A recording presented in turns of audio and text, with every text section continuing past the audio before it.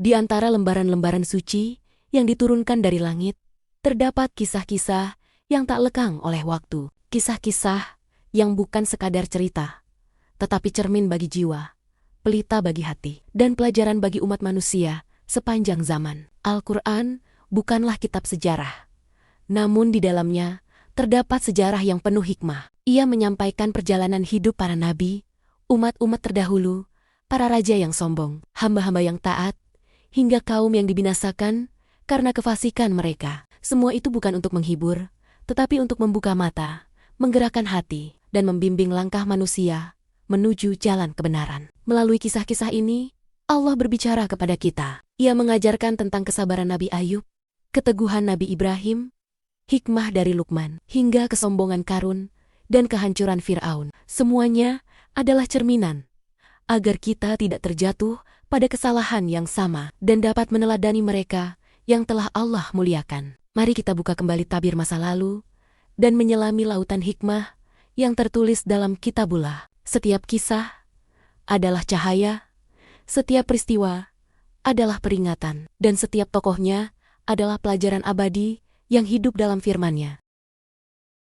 Dahulu kala, di zaman Nabi Musa alaihissalam, hiduplah seorang lelaki dari kaum Bani Israel yang bernama Qarun. Ia dikenal sebagai orang yang sangat kaya raya. Tidak ada satupun orang pada masa itu yang mampu menandingi jumlah hartanya. Qarun adalah sepupu Nabi Musa. Pada awalnya, ia adalah orang biasa, bahkan dikatakan rajin beribadah dan rendah hati. Namun, ketika ia mendapatkan kekayaan melimpah, perlahan hatinya berubah. Ia menjadi sombong dan congkak. Ia mengira semua harta itu adalah hasil dari kerja keras dan kepintarannya sendiri. Sesungguhnya aku hanya diberi harta itu karena ilmu yang ada padaku. Kekayaannya luar biasa besar. Konon, kunci-kunci gudang hartanya saja sangat berat, sampai harus dipikul oleh beberapa orang kuat. Bayangkan, jika kuncinya saja begitu berat, bagaimana dengan isi gudangnya? Orang-orang Bani Israel sering menasihatinya. Janganlah kamu terlalu bangga. Sesungguhnya Allah tidak menyukai orang-orang yang sombong. Gunakan hartamu untuk berbuat baik,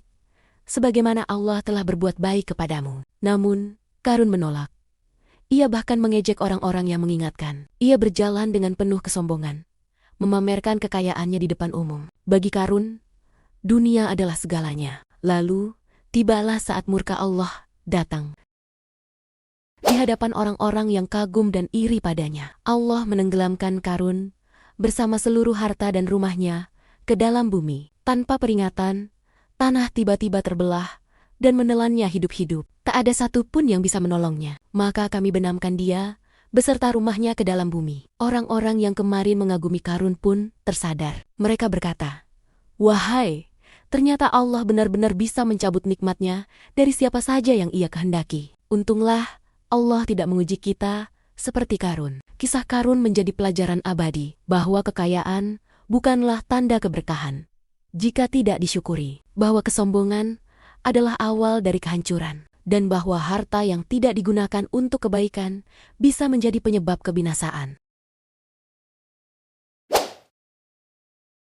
Seorang hamba pilihan. Di tengah riuh kehidupan dunia, ada satu nama yang diabadikan Allah dalam Al-Quran. Bukan karena ia nabi, bukan pula karena ia raja, tapi karena hikmah, kebijaksanaan yang Allah karuniakan padanya. Ia adalah Luqmanul Hakim. Luqman bukanlah seorang nabi. Ia hanyalah seorang hamba Allah yang syaleh, taat, dan sangat bijak. Ia hidup sederhana, bahkan dalam sebagian riwayat disebut sebagai seorang tukang kayu atau budak. Namun, ia sangat istimewa karena hatinya bersih, lisannya jujur, dan pikirannya dalam. Suatu hari, Allah menganugerahkan kepadanya hikmah, dan sungguh telah kami berikan hikmah kepada Luqman, yaitu bersyukurlah kepada Allah. Hikmah terbesar yang dimiliki Luqman adalah kemampuannya mendidik anaknya dengan penuh kasih sayang dan kebijaksanaan. Al-Quran mengabadikan dialog ayah dan anak ini agar menjadi pelajaran bagi umat sepanjang masa. Dengan suara lembut, Luqman berkata pada anaknya, "Wahai anakku, janganlah kamu mempersekutukan Allah.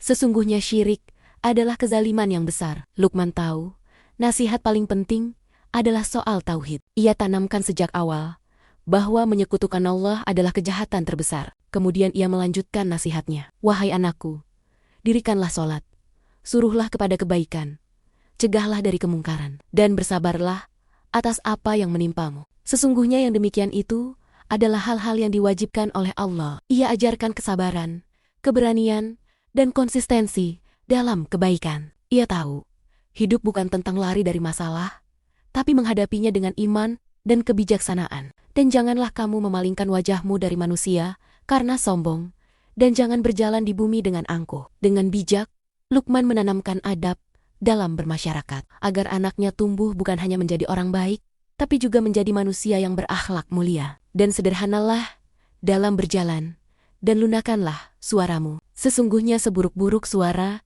ialah suara keledai. Nasihat Luqman bukan hanya kata-kata, ia adalah contoh nyata dalam perbuatan. Ia hidup tenang, tidak mengejar dunia, tapi menjadi orang yang dikenang sampai akhir zaman. Hikmah, kisah Luqman. Harta bukan ukuran kemuliaan. Hikmah adalah cahaya dari keimanan. Dan nasihat yang tulus dari seorang ayah bisa membentuk generasi yang kuat, cerdas, dan bertakwa. Kisah Luqmanul Hakim adalah pengingat bahwa kita semua bisa menjadi bijak jika hidup ini kita jalani dengan hati yang bersih dan cinta kepada Allah. Semoga kisah ini menguatkan iman kita, menumbuhkan rasa syukur, dan menjauhkan kita dari sifat takabur. Terima kasih telah menyaksikan. Jika video ini bermanfaat, jangan lupa like, subscribe, dan aktifkan loncengnya agar tidak ketinggalan kisah penuh hikmah berikutnya. Sampai jumpa di video selanjutnya. Wassalamualaikum warahmatullahi wabarakatuh.